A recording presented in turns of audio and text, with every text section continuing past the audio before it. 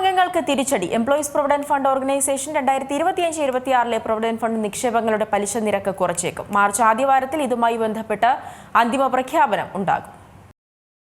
Employees provident fund organisation 2025-26 provident fund നിക്ഷേപങ്ങളുടെ പലിശ നിരക്ക് നേരിയ തോതിൽ കുറച്ചേക്കുമെന്ന സൂചനയാണ് ലഭിക്കുന്നത്. നിലവിൽ പലിശ നിരക്ക് 8.25%. ഇതിൽ നിന്നും 8%-ലേക്കോ അല്ലെങ്കിൽ 8.20%-ലേക്കോ കുറയ്ക്കുമെന്നാണ് ലഭിക്കുന്ന സൂചന. PF അംഗങ്ങൾക്ക് ഇത് തിരിച്ചടിയാണ്.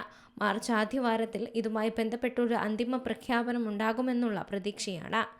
മാർച്ച് ആദ്യവാരത്തിൽ നടക്കുന്ന 239ാമത് സെൻട്രൽ ബോർഡ് ഓഫ് ട്രസ്റ്റീസ് യോഗത്തിൽ ഇത് സംബന്ധിച്ചുള്ള തീരുമാനമുണ്ടാകാനുള്ള സാധ്യതയുണ്ട്.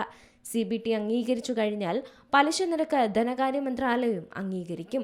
അതിനുശേഷം തൊഴിൽ മന്ത്രാലയം ഔദ്യോഗികമായി അറിയിക്കുകയും തുടർന്ന് ഈ വർഷം മധ്യത്തോടെ വരിക്കാരുടെ അക്കൗണ്ടുകളിൽ ക്രെഡിറ്റ് ചെയ്യുകയും ചെയ്യും.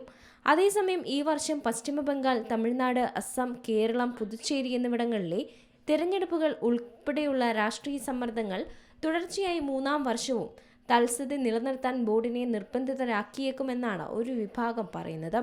എല്ലാ ഓപ്ഷനുകളും പരിഗണിക്കുന്നുണ്ട്.